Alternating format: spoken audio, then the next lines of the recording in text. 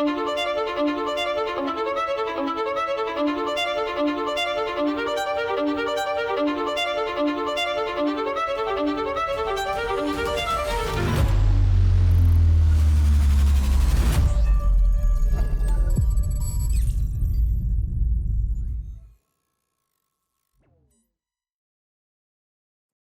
enough. Good morning. I remember I asked you that. I said that I think the first time we met, and you did correct me at the time. You said, I know you're a Scouser, and that's only like what, 50 miles away. But from our vantage point, you might as well be on the other side of the world. Yeah, not a long way geographically, but a long way culturally. No, they're good people. We like them. Fantastic. Okay, so yeah, we got your mics loud and clear. Fantastic, guys. So I love mentioning this subnet on the talks I've been doing here in mainland China. I mentioned digital commodities, compute, inference, but they're not everybody is excited about contributing compute power. There's just a whole class of people in the world that knows nothing about AI and where to buy GPUs or how to run VLM. But when I say that you can mine Bittensor by making YouTube videos, there's a lot of people excited about that. That seems very achievable. So that's one of the reasons why I'm very excited to have this conversation with you guys, because I think there's a whole class of people that you're bringing into Bittensor that maybe are going to join the call today, or maybe watch the call later, and let's get them excited. So, without further ado, why don't you guys kick it off here and introduce yourselves, and then we'll go through a standard novelty search as we do. Yeah, sounds great. All right. Well, hi everyone. I'm Tom, presenting alongside Will, and we founded Bitcast together. And essentially, we're building the decentralized creators economy. And just before I jump in, I just want to say thanks so much for having us on, and really looking forward to getting stuck into this. And we've got some really cool stuff to show you. So yeah, let's jump in. Just so you all know what to expect here, this is the running order for today. So yeah, we're going to cover off why creator marketing and why we're doing what we're actually doing. And then we're going to go into what actually is Bitcast. Then we're going to dive into what we've been doing on YouTube and show you some new upgrades that we've just finished. And then probably the most exciting part of this presentation is to go through our new social media integration. No spoilers here, but yeah, you'll have to stay until the end to see that one. And then we'll just finish it off with, what's next. So what else have we got in the pipeline that we're working on? So yeah, I'll make a start on it. Right. So once upon a time, the dominant way to reach customers was through newspapers. So full page spreads, headlines, copywriters in smoky rooms. It was the golden age of advertising, really. Then the internet arrived. At first, companies like Alta Vista sold banner ads. But the real breakthrough came when Google realized something powerful. So ads tied to search terms was really where the value was. And the pay-per-click movement was born. And it changed absolutely everything. So soon after that, Facebook joined the party. Cookies and social data putting ads into our feeds. And for 2 decades, PPC has been the king of digital advertising. Companies have poured billions into these platforms, chasing clicks and conversions. But problems are brewing. And they have been for some time, because the competition is fierce, and the costs just keep on rising. And just like the newspapers that came before them, the return on investment for PPC it is dropping. And the market always follows return on investment, and newspapers lost out to the internet, and now it's starting to happen again. So today, the highest return on investment is no longer PPC. It's creator-led marketing. So it's in the hands of influencers, YouTubers, tweeters, TikTokers. And, brands are seeing up to 11 times the return on investment compared to traditional digital ads. And obviously, the money is flowing. Spend on creator content is growing at double-digit rates, and it's expected to double within the next 2 years to $500 billion per year. And just a fun fact before I move on, just in case you're curious, what the dominant force of ads was prior to the newspaper, it was the town crier. And I had to leave it off my slides just because DeepSeek couldn't seem to find out what return on investment was for a town crier. Okay, so enter Bitcast. And we're the next gen ad platform. Storytelling verified by AI. And we're the first decentralized multi-platform marketplace that connects brands to creators with a key difference. The rewards are anchored to genuine influence and scalable attention. Right, so before I jump into what Bitcast does, I think a good place to start is to have a look at the current process for creator marketing and why it's broken. So it's done on a one. If a brand wants to do creator marketing, it's done on a one-to-one basis.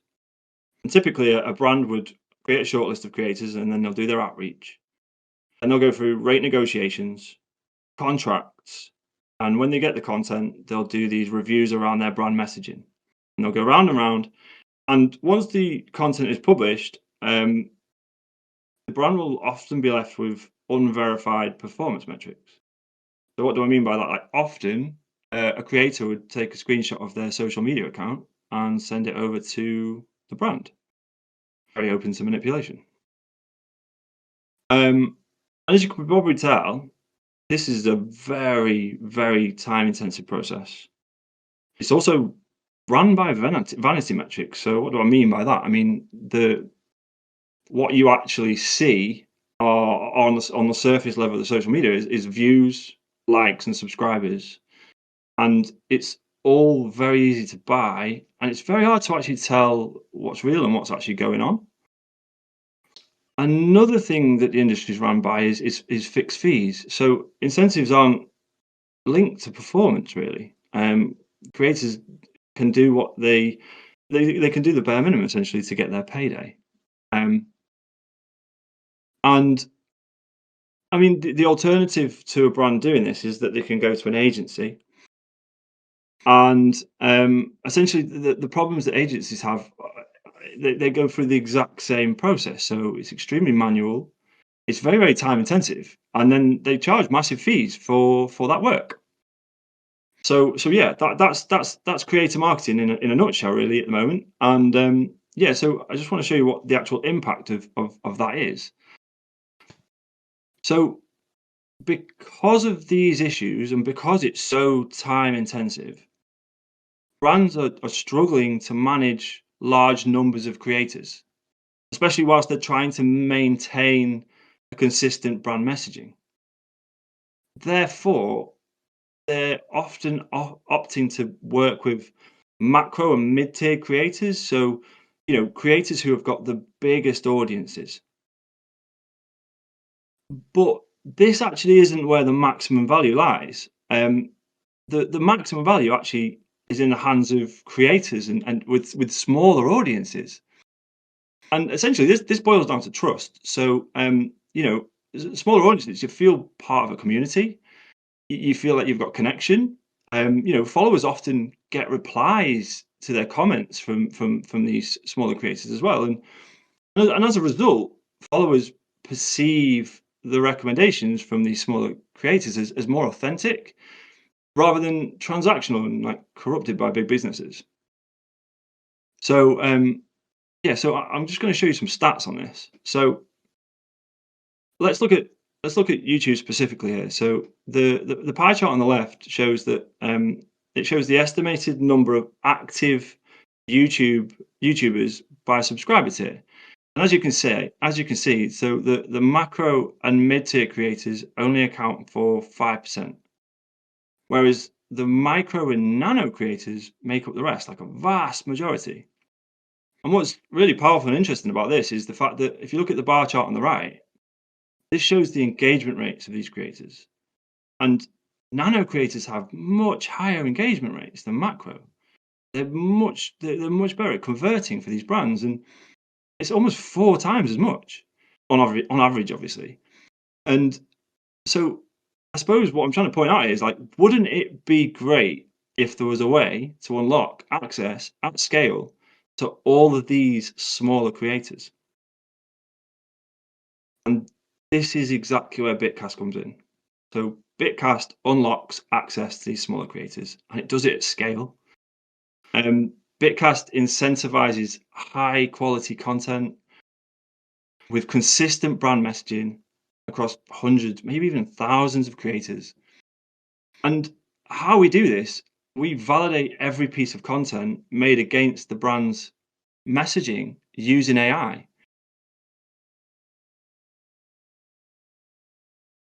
So that's all well and good, but is there definitely demand for this? So I found this quote, and I found this a really, really good quote here. So this is from Unilever's CEO, Fernando Fernandez. And he said, "We want at least one influencer in each of India's 19,000 zip codes, maybe even 100 in certain areas." So that's a crazy amount of influencers.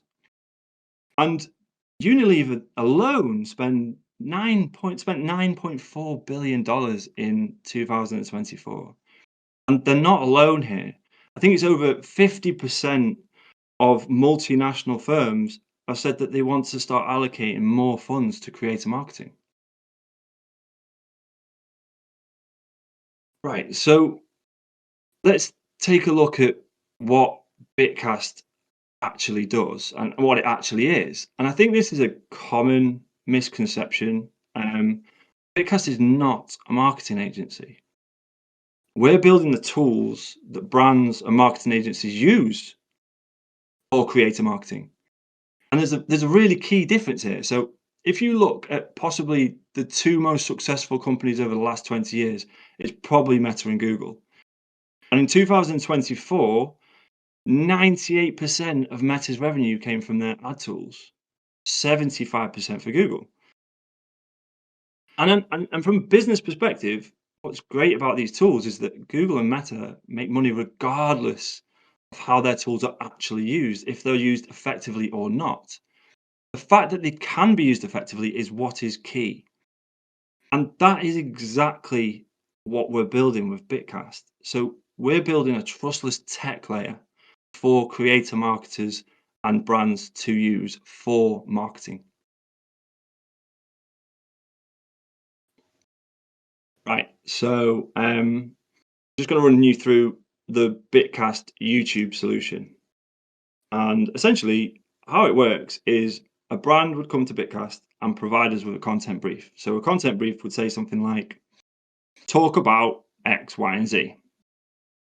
And then creators on the Bitcast network will see that brief, and they will go and make content accordingly. They will publish it to YouTube. And then what happens next is the AI validation. So there's 2 steps in this. The first one being that the videos are verified that they actually meet the content brief. So, did the video actually talk about X, Y, and Z? And if it does, it passes. And then the next step is that it measures and rewards genuine engagement. That's crucial. And then the rewards are paid out via the alpha tokens. And just having a bit more of a deeper look at the actual validation on this. So a crucial component to this is the miner setup. So when a miner joins Bitcast, they grant us read-only access to their official YouTube APIs. And then we use Shoots to compare the video transcripts of each video and the description against the brief. And then if it passes that, then we go on to the scoring. So the primary metric that we use for scoring is a YouTube finance or financial value, which is directly tied to watch time. And essentially, this value is what YouTube are paying out to the video. And as you can imagine, this is highly vetted, and it means that we're able to reward genuine attention by using this value. We're able to reward genuine attention rather than the vanity metrics that actually don't deliver any value. And another really really good thing about this value as well is that it also takes into CPM. Sorry, it takes the audience's CPM into account. So obviously, audiences in the USA are more valuable than the ones in India. And the crypto niche is more valuable than videos of fluffy cats. So it takes that all into account. It means that we can scale into any narrative because YouTube are doing the computation for us on that. And yeah, so our incentive mechanism, it's a player versus environment incentive mechanism. So it's a bit different to pretty much most, if not all, of Bittensor. And what that means is that it's creators versus eyeballs versus attention, rather than against each other. And why do we do this? So it's easier. It's easy to understand and it's predictable. So we give creators a calc, and creators can use that to estimate how much they can expect to get paid if they deliver a certain amount of engagement. And this is really important for our subnet specifically because it aligns with the industry norms, and creators understand that. If you say they're competing against each other, it doesn't translate very well to the industry. And the rewards that we pay out are tied to dollar values. So essentially, if a creator is expecting to get paid $1,000 for a video, they receive $1,000 in alpha for that video. And it's not linked to the total amount of minor emissions that the subnet actually has access to, which means that there's on a daily basis we're left with a lot of excess minor emissions. And on average, it's currently about 90%. And what do we do with these minor emissions? We actually burn them.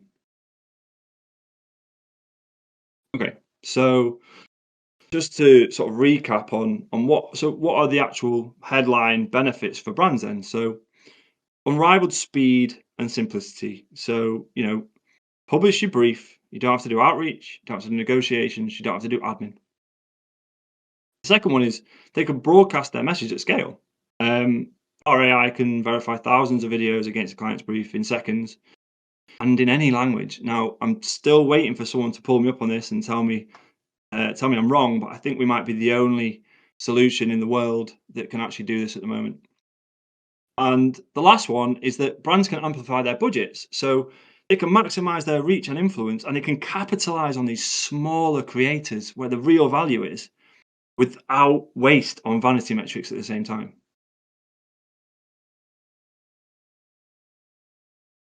Right. So on this slide, it's stats of how it's going so far. So on Bitcast at the moment, our creators between them currently have 456,000 subscribers. We've generated 389 videos, all on Bittensor.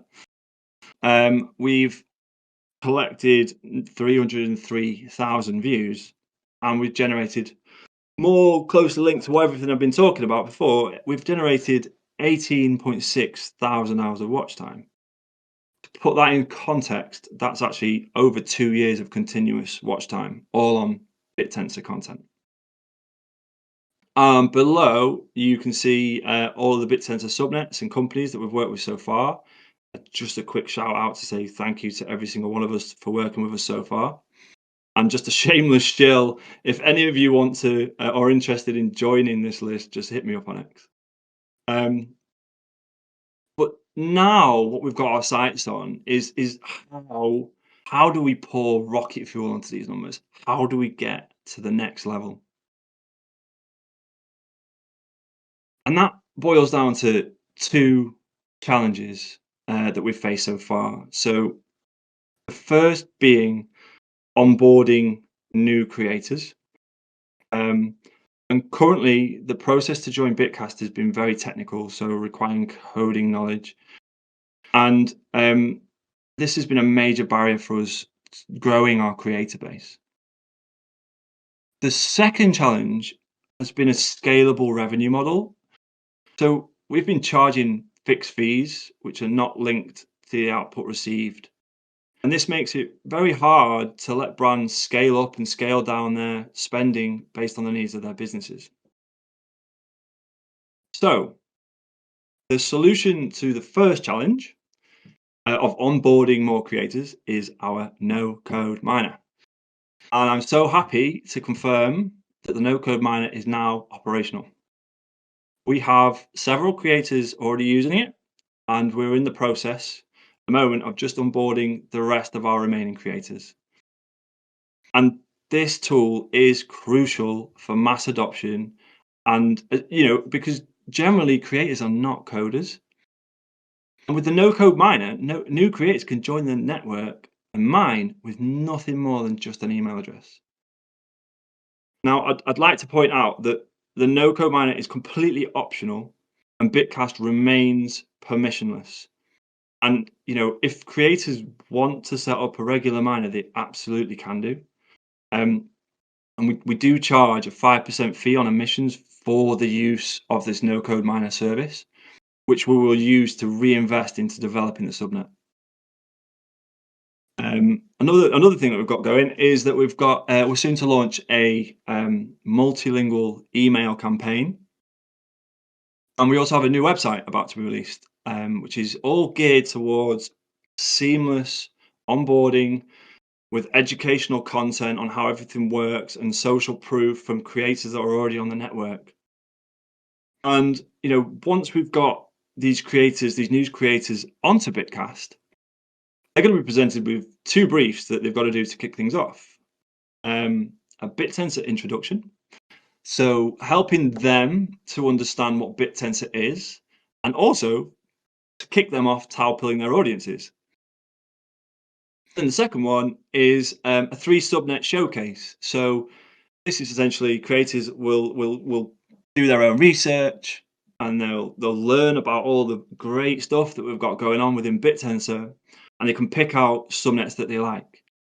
One of which will be Bitcast, and this is going to be perpetual marketing for our platform essentially.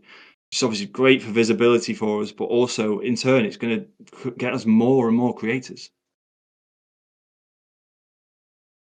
Okay, and the second one, so the solution to the second challenge is for sustainable and scalable pricing. And for us to scale, our revenue needs to surpass our emissions, or at least cover the emissions. And our first product that we'll be doing this with is our ad reads.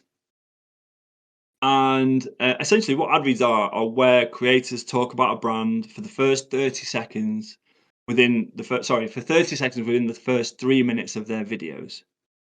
And we've already run one of these campaigns, and we successfully ran it with Stats. And due to the success of that, I'm really happy to say that they're going to be our first customer to use this sustainable model, which will be kicking off soon. And how it works is that brands will load up a budget, and then creators will draw down from that budget. And when the budget is all used up, emissions will stop. And we've been speaking to some, really exciting actually, we've been speaking to some social media managers of big crypto brands such as exchanges. And this product is going to be of a lot of interest to them, and it's going to really help them scale up their ad read efforts, especially when we've got more creators on board.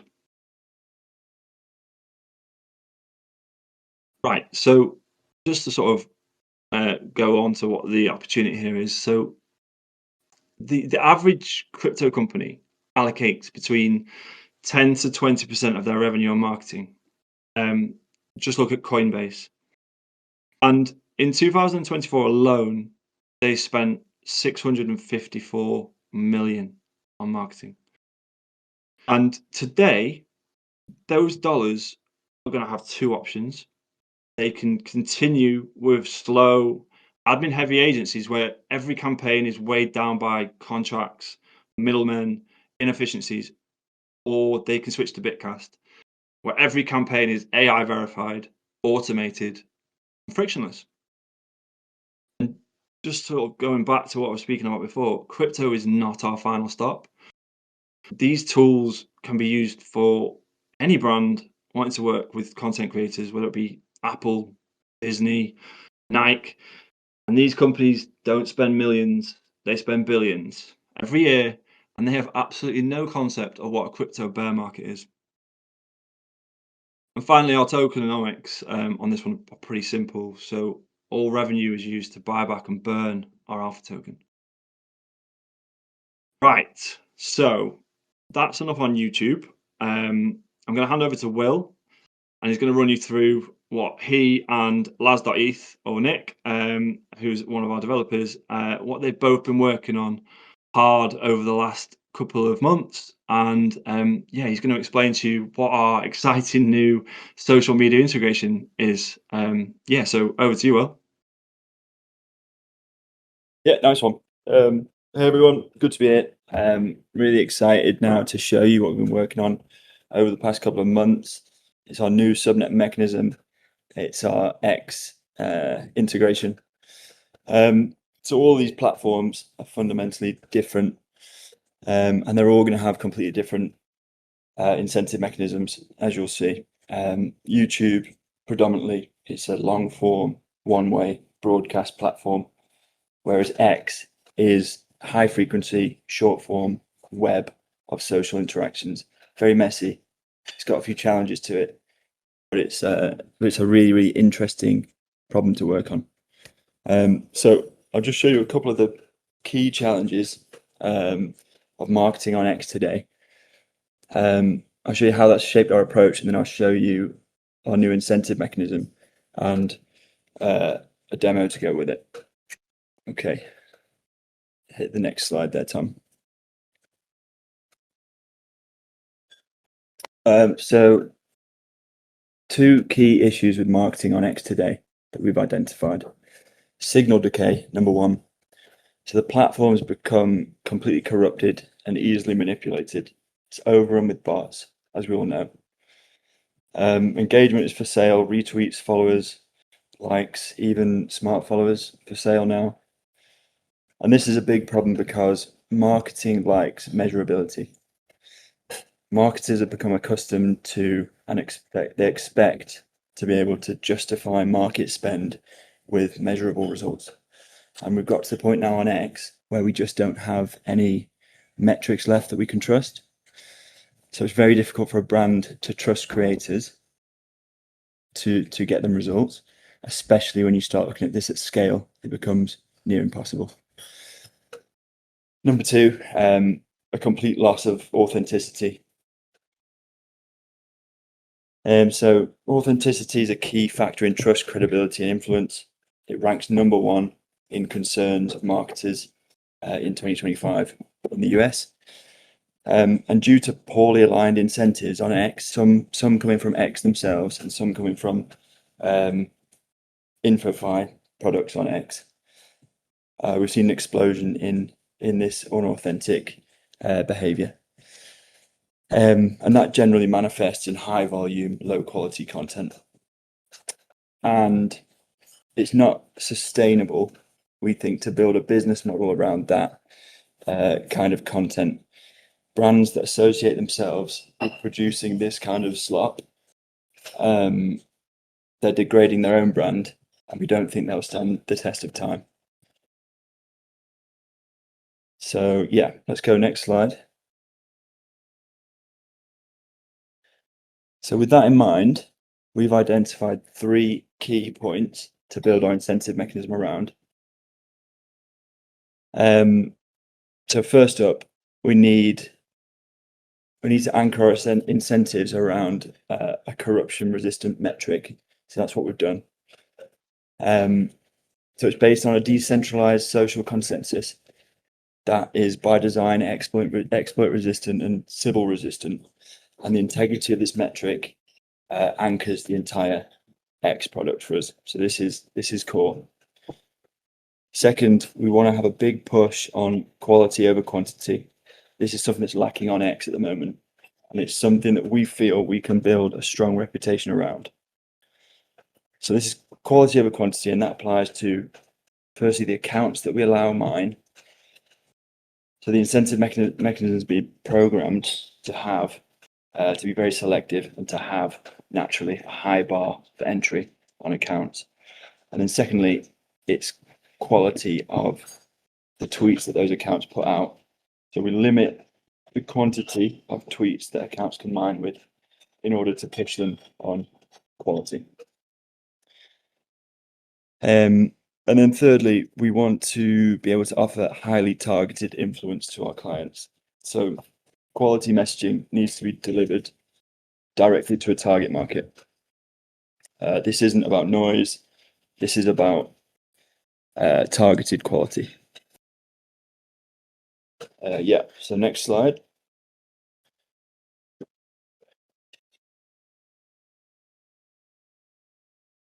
Yeah, so the design of the subnet mechanism is based around mapping specific niches on X. So once we've mapped these niches, we identify high influence accounts within these niches, the core of these niches, and we can target them with incentives. So you've got 3 examples on the screen there of some communities that do exist on X. The 2 on the left are examples that may be of interest to some subnets on Bittensor, and on the right, more generally, you can see how we could push Tau and Bittensor into these sort of communities. So yeah, we feel that we're at the point now with some of the subnets on Bittensor that we need to be inserting some of these stronger brands into the cores of these conversations.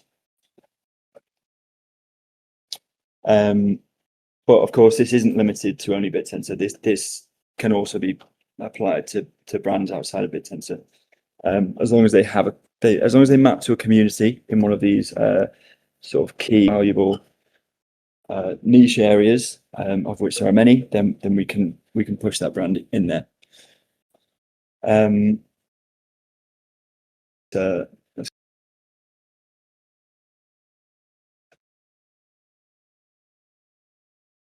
that's where we're going. But we're starting a bit more locally than that. We're going to start with Tau and Bittensor.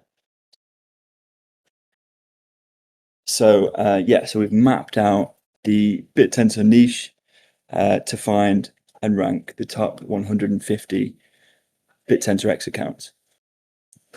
So we've done this algorithmically. We started with Opentensor as a seed account. We could have started with any number of accounts realistically and ended up with the same network map, but Opentensor seemed the right place to start. And we've crawled the network using retweets, quotes, and mentions. So these are what I would say are public endorsements. So when you retweet someone, you are staking your own reputation against theirs in a way that you aren't doing with a like or a follow or a reply. So yeah, the core of this is that we're using PageRank algorithm to calculate influence scores. PageRank, created by Google to rank web pages, but it's really applicable to this scenario as well. So if you get endorsed by a lot of highly influential accounts, you become influential. If you get endorsed by some less influential accounts, you'll be influential but less so.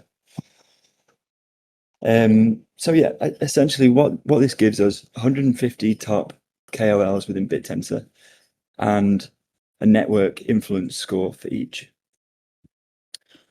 You can think of this as a starting point for the subnet mechanism.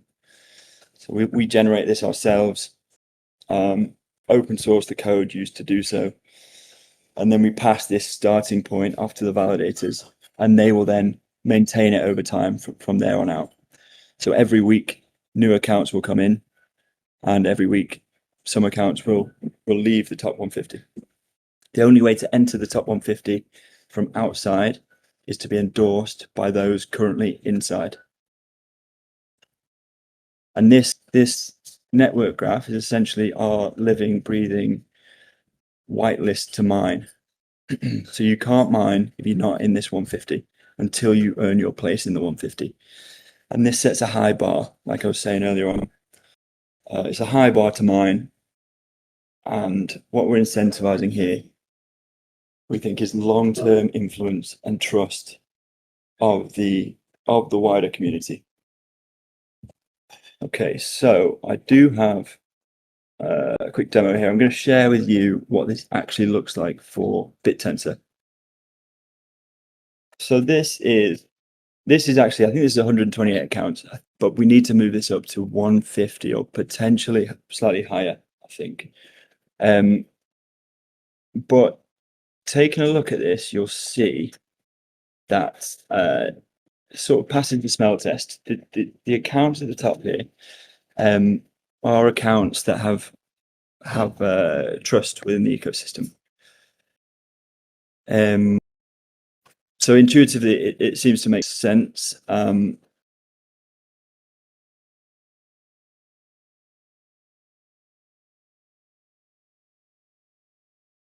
Accounts has.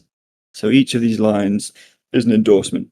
So Jake is heavily endorsed, so he has a high influence score within this network.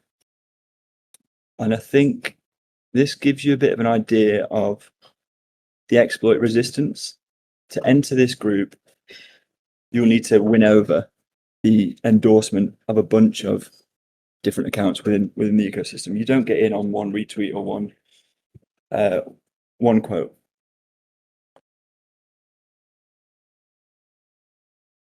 So yeah, I mean, what's nice about it is it's not all about subs. You have, for instance, you've got Jason here, a lot of subs, and obviously holds a lot of authority on X and outside of X. But because he's just entering Bitensor and he hasn't yet built up maybe as many connections as some of the guys higher up, this is where he sits. Whereas higher up, they may have less subs, but they're tightly integrated into the ecosystem, which I think is really nice. So you kind of have to earn your way into the middle over time. So yeah, I think so. This is it. This list may change slightly ahead of launch. But whilst we're here, I also want to show you guys what I think is or will be the easiest way to start mining on the whole of Bittensor. So Tom's already said we've got a big push on this. We need to reduce the technical barriers to entry. The skills that we want are not necessarily the technical ones. So if you look over here, anyone that's within this list can arrive at the page. They can drop their cold key to their Bittensor wallet here, generate a tag, copy this tag, include it in a tweet, and that's it. They are then mining. So you can be mining here in 30 seconds, which we're really proud of. And we think this basically is how we're going to scale this out. We want to have thousands of accounts, influential accounts, some of which know Bittensor, some of which have never even heard of Bittensor. This still requires a Bittensor wallet, but I suppose the next phase of this would be different wallets on different chains or stable coins or to be seen. But yeah, if you sign up here, you will essentially all the miners that sign up this way go through a single UID and they receive daily payments, daily alpha payments at the moment. And we take a 5% cut that we put back in towards subnet development. Yeah, and this isn't the only way you can mine. If you'd rather own your own UID, then you can do that. If you know how to register a UID, then you can do it that way. And the tweet is just slightly different. It will be a slightly different code with your hotkey in it. but still no mining code, no infrastructure, no infrastructure spend or setup or technical experience, nothing. Just start mining. Okay. Let's go back to the slides. So accounts in that top 150 have demonstrated to the protocol that they have influence. However, in order to earn rewards, they need to now apply that influence to one of our brands, to one of our clients. And the way they do that is by fulfilling a brief. So we've got a few examples of briefs on the right-hand side there. These are just fictional. But you'll see sort of the way we've written these briefs, they're quite open-ended. They leave, we think, a lot of room for authenticity, not overly subscriptive, and that's the way we want them to be. Have some sentiment apply to these tweets that come in, but we'll be accepting sort of positive or balanced sentiment. Yeah, we can't really allow negative sentiment on behalf of the brands. It wouldn't make sense. It's quite open enough.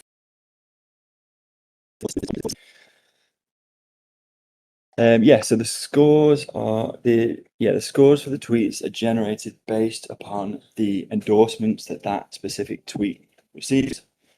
So we've got the whitelist, which is incentivizing long-term influence, and then now we're actually incentivizing a quality tweet as well that's engaging, that gets engagement on it. Each brief has a reward part associated to it. At the end of the brief, the reward part is split between the tweets that match the brief, and it's split proportionally to the score that the tweet got. So yeah, that is X. Oh no, we've got one more slide. But it's the no-code mining, but we've already sort of covered it. But what's required? Influence, thought leadership, personal brand. What's not required? Any technical background, any infrastructure at all. Yeah, really excited about that. But yeah, that sort of wraps up X. I know we'll have time for some questions, and I'm sure there will be a few afterwards. Feedback also welcome. But yeah, we'll be releasing this very soon. Do you want to take over from there, Tom? Yeah. All right. So what are our upcoming upgrades? So as Will's just alluded to, our X integration will be going live next month. As you can see, all the inner workings are done, so we just need to finish up the user interface. The next social media that's on the chopping block for us is going to be TikTok, and we've already started building the incentive mechanism for this one as well. I'm not going to say too much more on how we're doing this one just yet, but what's really cool about TikTok is that you really don't need an audience on TikTok. It's a totally different algorithm. So you don't really need to be, you don't have to have an audience, you don't need to be influential, you just have to do really cool videos and get loads of views. So yeah, that's TikTok. And then finally, it's the advertisers portal. And this is where things will get really exciting for Bitcast. So no longer will brands need to come to us over DMs and for us to be the bottleneck for onboarding new brands. They'll be able to log in and set up their own briefs using the interface, and then they'll be able to allocate their funds accordingly, and they'll have a lot of parameters that they can play with. So yeah, that's essentially like the sort of the last piece of the puzzle to really get this all really ramping up and kicking into gear. So that's what we've got coming up, and yeah, and just as a quick recap on everything we just covered. So marketing budgets want to be spent on content creation, but there is way too much inefficiency and friction to scale it.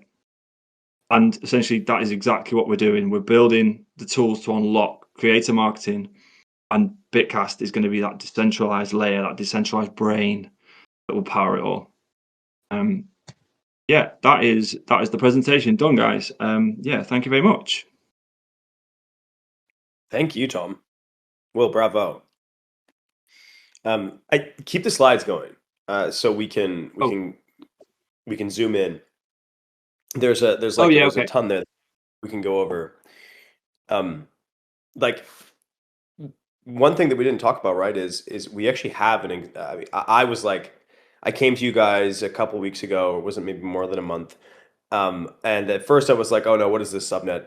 I think that whenever a new subnet comes out and it does successfully on Bittensor, I'm sure that's the wrong attitude.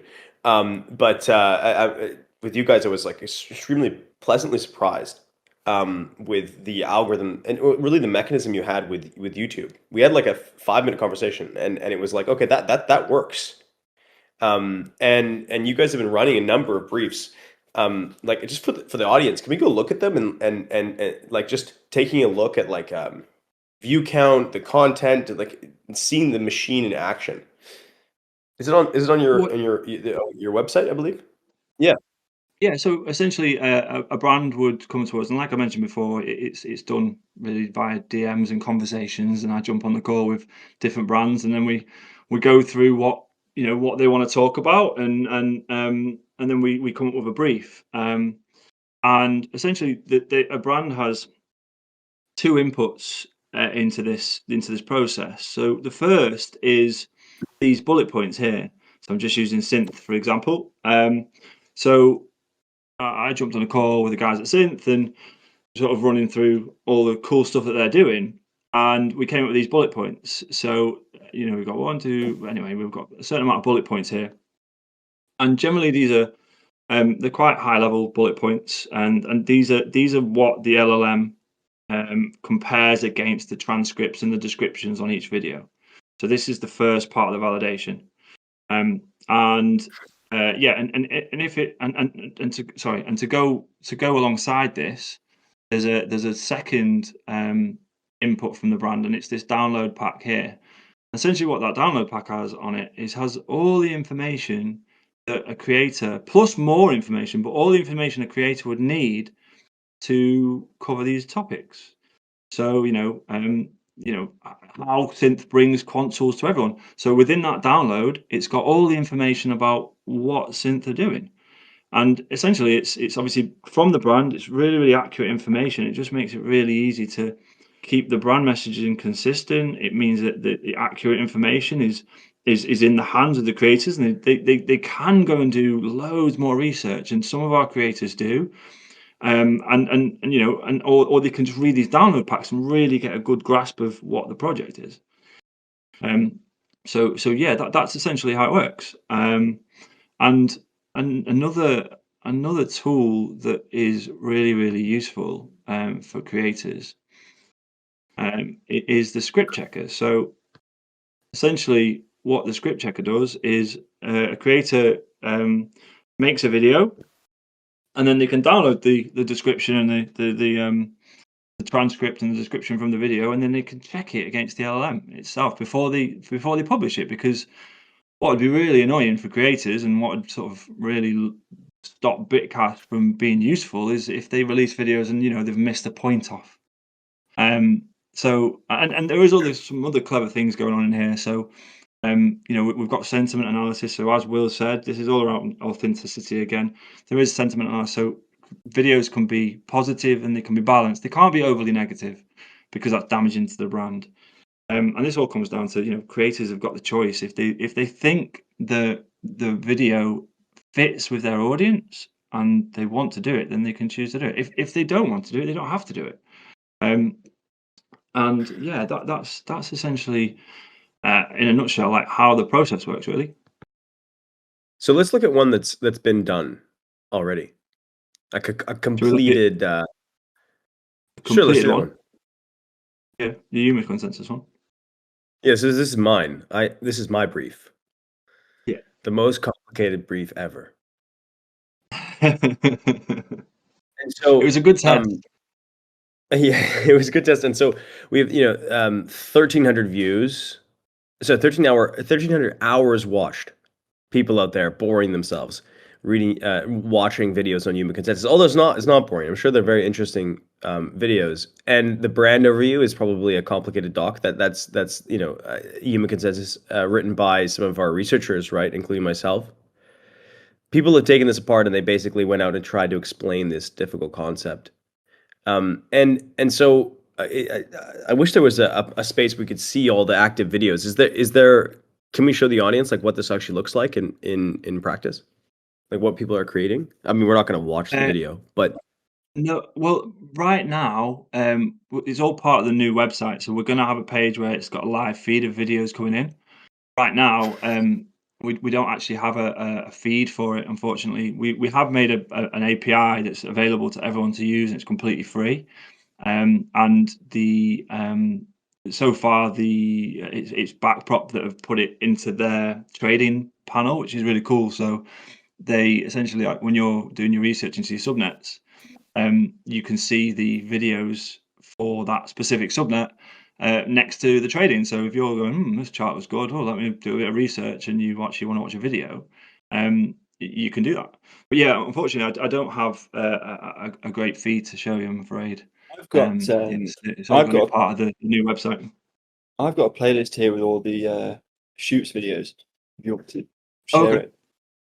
it, Yeah, go on then. should I share my I've screen? actually I've chucked one inside the. I'm definitely I'm pumping Victor's video here. I'm trying to get him last minute views on his You'll be very happy. and yeah, and this is interestingly not in English, right? So because we're ranking we're using LLMs, like they can understand the transcript in French or Spanish or Vietnamese or anything, correct? So it's not a problem what language they build it in, as long as they can hit their community. Yeah, exactly, and that's why we've got this big list of content creators that's in all different languages. And the task that I handed off to the guys who did it was go and find me a load of content creators from these specific countries. So I've got a huge list of email addresses from all around the world. And right now, I think we've got four, maybe five languages on Bitcast. But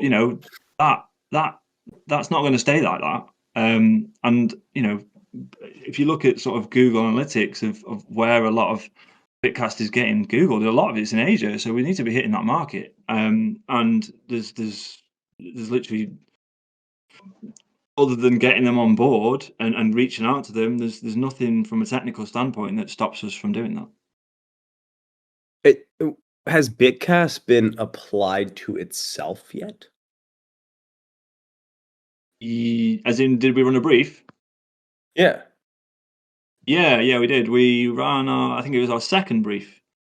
And then I think we did another one. We've not done one for a while, to be fair. Wait, is there it was number 10 literally just about Barry Silbert? Yeah, it was.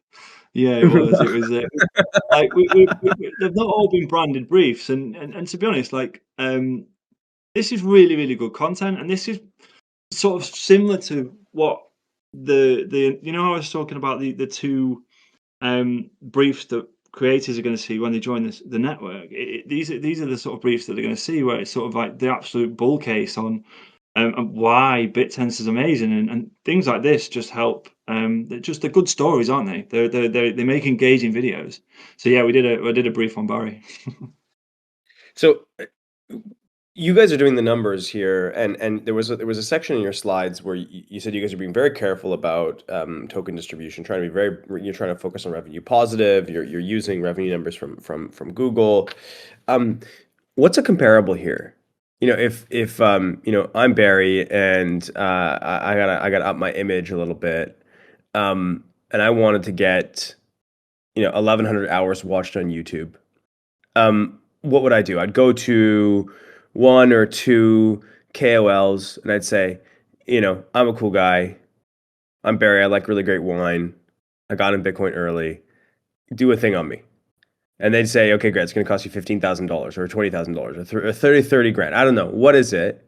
What does it look like? The classic, clunky, rough edges, slow manual process of trying to pump Silbert bags.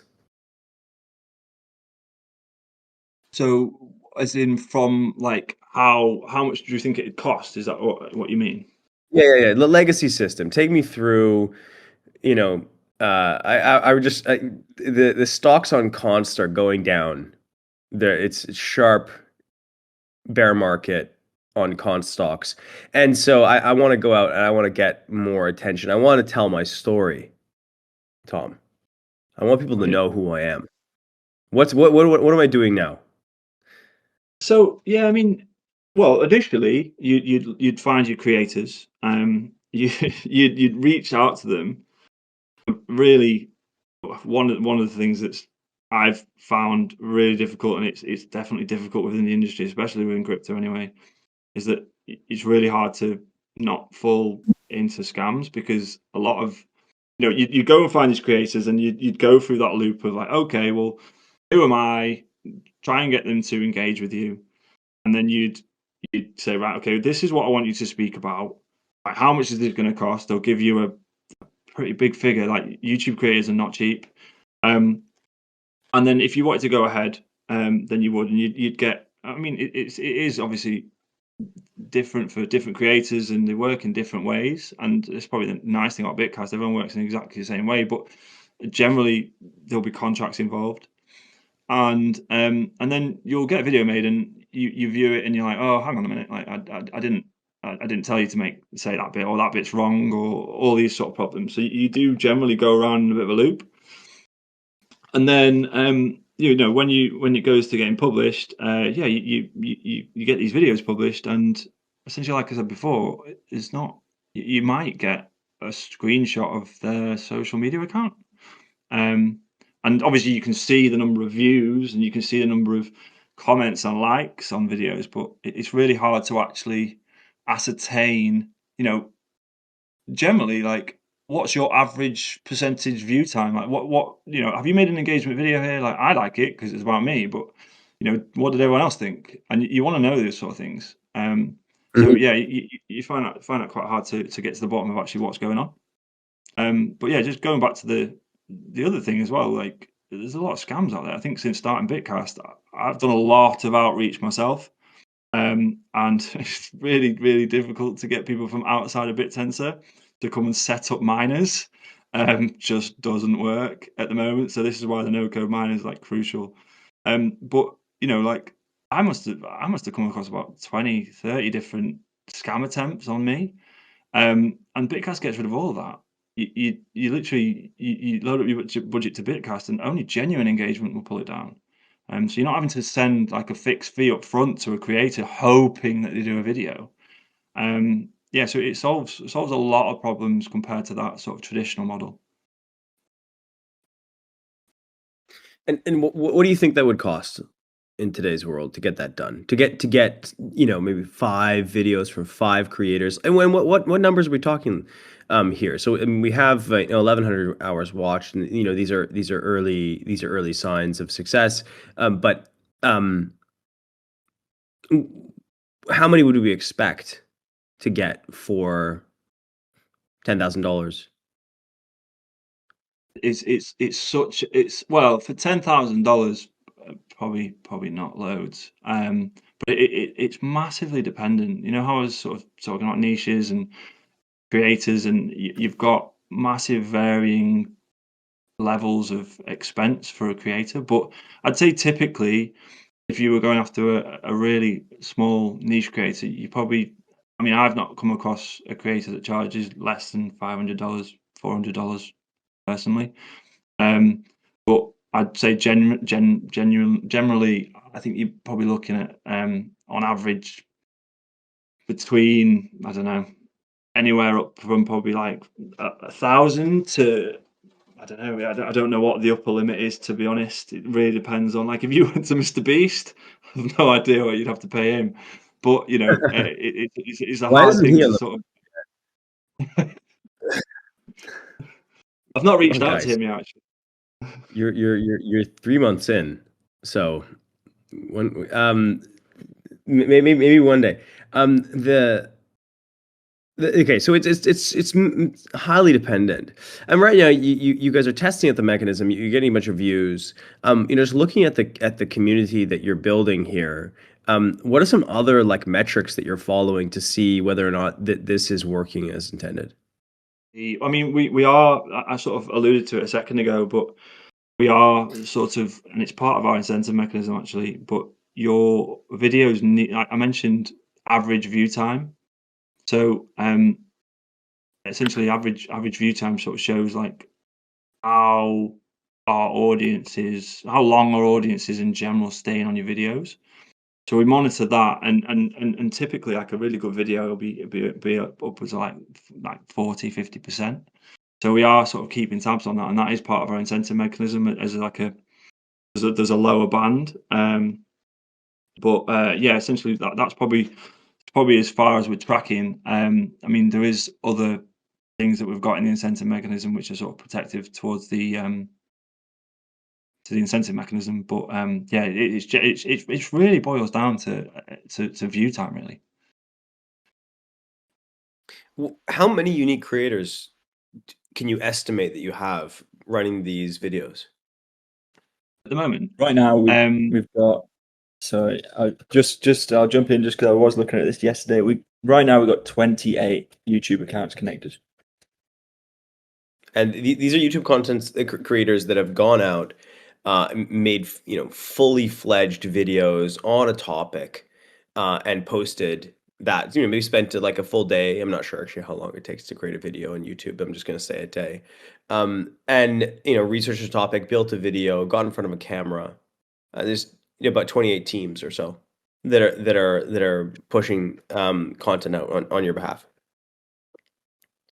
Yeah, well, we've got different types of miners. We've got some that are dedicated and pick up every single brief, and then we got some that dip in and out when the briefs suit them. So there's sort of some of them are in, some of them are out at certain times.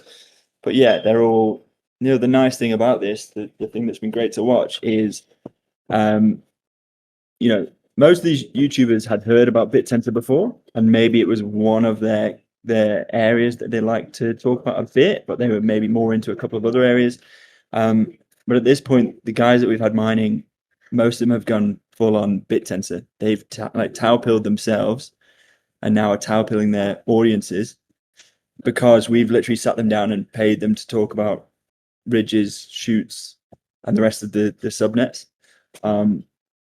So really, people think this is about towpilling the audiences, but really we're in stealth mode, towpilling YouTubers themselves. What I see that like there's one perspective where you guys are scaling and incentivizing content creation in this unique way, and I believe that's true. But another way to think about what the network is, it's like it's you guys are like a media firm, right? You're like a newspaper. You have your journalists, you have your content creators, and you have this week's um, Bitcast paper where people can pay to have this. You guys are the editors of this newspaper. You create the briefs, and the journalists go out and they fill that content on the front page. So hypothetically, the framework could be like, okay, we have stories on this and stories on this and stories on this and stories on this, and then a whole swarm of maybe hundreds or thousands of content creators and going and filling out those sections of the newspaper to create content. yeah, and it's essentially it's basically a PR release on YouTube, isn't it? Just playing adversarial little here. If I were to go and spend money on just Google AdSense, I believe is really the standard, to just push my product into the advertisements on top of videos, right? It's a lot easier. The content creators go and create content, and then I put my ad on I just plaster on top of their content. Why is that not more scalable and more effective? The metrics that we're using don't count ad spend that you spent on your own video, or ad spend that anybody spent on your video. The previous metrics that we had, that was an issue in some cases, but we can see from the data we have, we can see exactly where all the traffic is coming from in categories. So we can see whether it's Google Ads traffic, or whether it's from your subscribers, or whether it's from external platforms, if it's coming from Telegram or wherever it's coming from. So we have that data, and we can simply exclude certain categories from the scoring if we want to, but the current metrics that we're using don't actually require that. That's a great answer to a question that I didn't ask. But I'm glad you put that out there. Actually, it was just saying, like, comparing what you guys are building to, Google AdSense. If as me as a customer of Bitcast or Google AdSense, like why would I use Bitcast over Google AdSense? I know that I can put a small ad in front of a lot of videos, but like what's better about this sort of deep form content? This is creators. This is about trust and personality. So we're giving you access to creators who have built trust with a dedicated audience on scale. You don't get that level of personal trust and connection through something like Google AdSense. It's a different kind of marketing. It doesn't connect in the same way. Does that answer the question?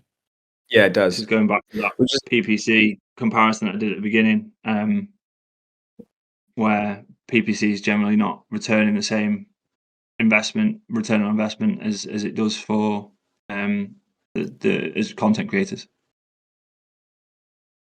Yeah, it's just kind of like it's very scalable, weak content versus deep signal. When it comes to the second part of your guys' presentation, like moving into Twitter, why did you guys pick Twitter over um, TikTok first? Why did you guys want to penetrate that market? Both are valuable in different ways. TikTok's massively a huge user base, and it connects with audiences in a slightly different way. And it's used in a slightly different way. X is very valuable in select. It has really tight communities around high value niches like tech, crypto, finance, AI.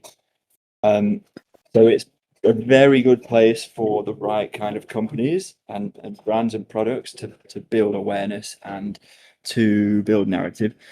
But we were looking at both platforms. We do want to get both in and go even further than that. There are more platforms than that we're interested in. And some of it just comes down to the technicals of it. We were looking at both. We almost went TikTok first, but then we were more confident really in the reward mechanism we could build in X, and we'd rather go with confidence first. And then as we add more and more reward mechanisms, we would tackle some more challenging ones that we will be less confident we can pull off.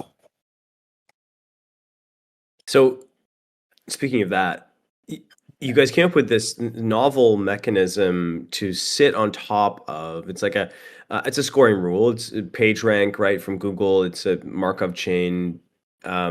If I remember correctly, it's sort of like you run like multiple iterations of squaring a matrix, and then you measure like the flow between particular nodes in that graph, and that gives you a good sense of the connectivity of any particular node. I don't think that Google uses AdSense anymore. It's been long ago that the algorithm was deprecated on their behalf, but it is a very powerful tool, very powerful graph theory mechanism for looking at connectivity. Why did you guys pick that instead of, for instance, by comparison, the way in which Nuance was doing it, or still is doing this, where they have a set of KOLs, and I think that they just measure the number of retweets or comments from people that are in a whitelisted set of accounts. That was the way that they approached botting. So you guys are going out and basically saying, okay, we're not going to try to measure whether or not the tweet got engagement from people in a whitelist, you're going to say, hey, if you are part of this whitelist, you're allowed to make content. And then if you make content that follows the brief, you get paid. Can you take us through a little bit more how that mechanism works? Yeah, so you're right. So the reason, basically we're using PageRank to give everyone an influence score. That's one thing. That's the whitelist in. But then the influence scores are still significant in the actual scoring. So to score a tweet that's met the brief, we basically look at you post a tweet, and you will get a certain amount of retweets and quoted retweets from other members of the 150 accounts. And we basically take a sum of the influence scores of those accounts, and that's your score. So what it means, so we could have done it.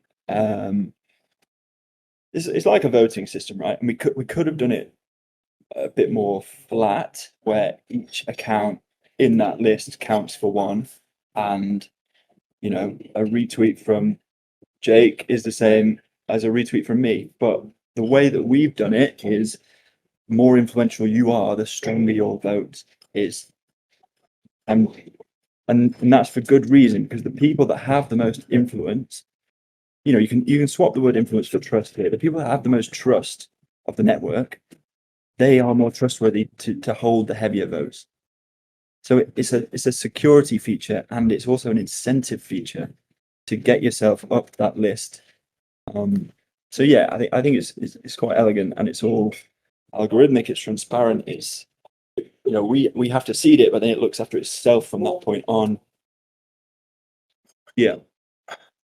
So the way that you mine a particular brief on the Twitter side of the network is you go and make a tweet that says, okay, we're at Bitcast are doing great things, and then first, before you're allowed to make that tweet, you need to be part of the the tight cluster of accounts ranked by PageRank.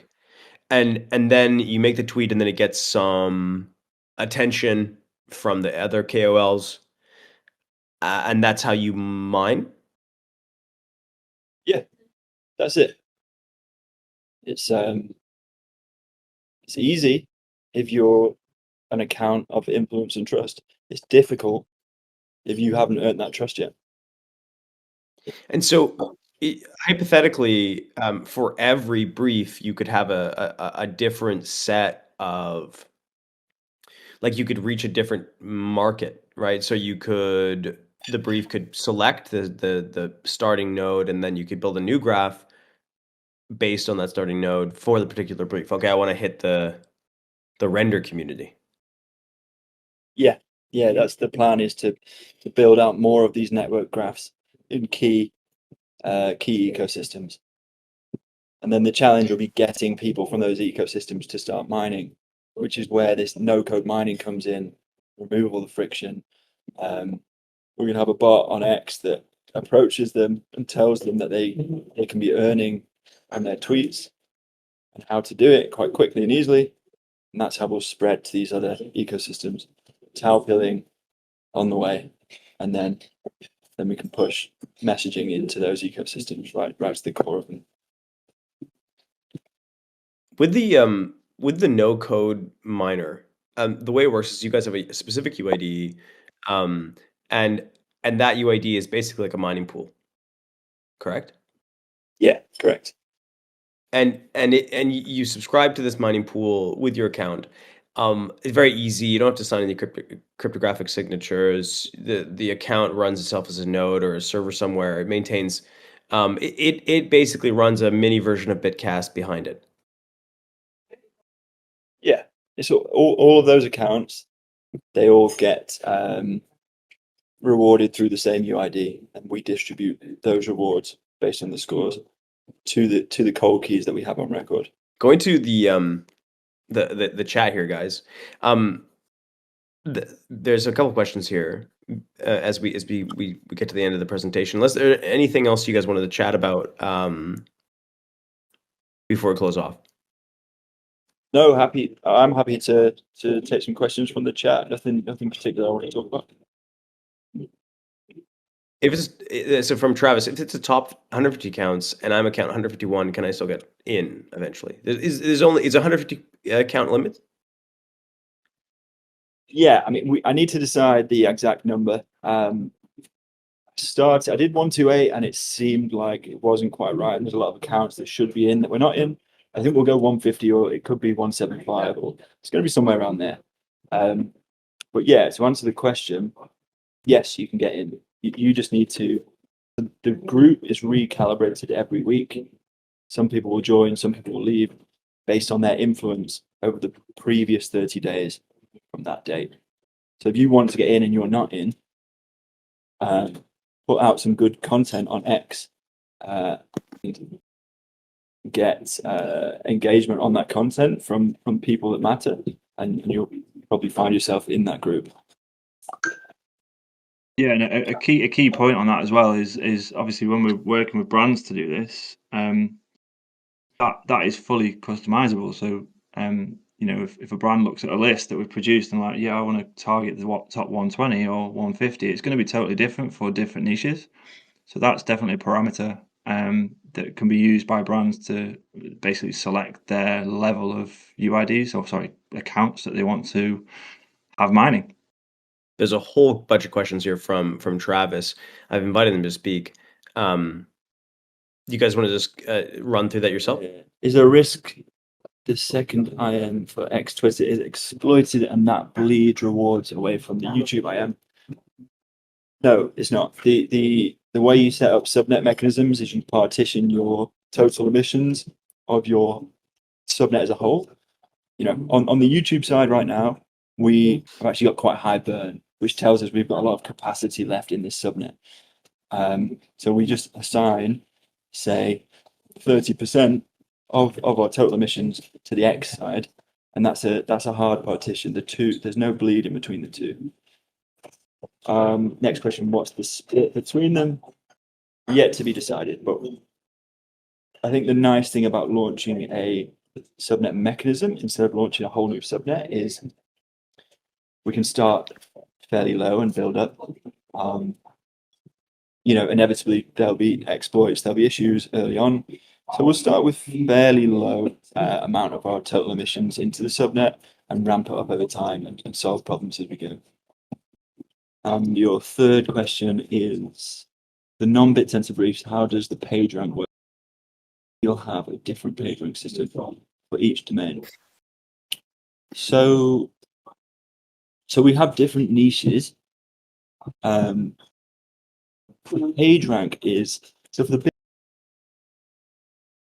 scores that is generated using all of your tweets of the past 30 days, not just tweets that have hit briefs. So we've identified accounts as significant in the Bittensor conversation, and it's that significance that then goes towards the scoring of the briefs. So if the brief happens to be non-Bittensor, it's your Bittensor PageRank influence that counts for your scoring still. If that makes sense. And number 4, do I need 2 separate UIDs if I'm mine on YouTube and X? No, you don't. No, you don't. Basically, if you're doing it, let's say the old-fashioned way and managing your own UID, you need to tweet a code that follows a formula that basically contains your hotkey. So if you tweet that, then the validators will see that, and that's basically your X account saying, "Hey, I'm here. Point all of my emissions to this hotkey." And that's what will happen. There's a lot of the creators of your guys' creators in the call right here.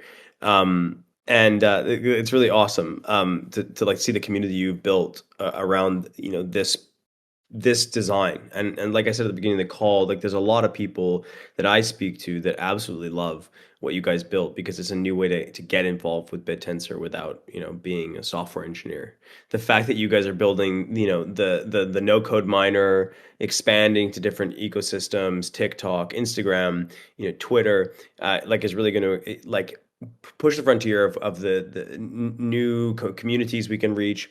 I would love to see us try to get you know, more non-English content, you know, more just non-bit tensor focused, so that we can get out into different ecosystems and not just be, you know, in the Bittensor echo chamber. Tom and Will, it was a pleasure to have you on stage this evening in your case, and my morning in mine. Thank you so much for coming. And let's end it here, guys. Thanks everyone for coming to the call as well. Great one. Thanks, guys. Loved it. Thank you. Cheers. Ciao, everyone.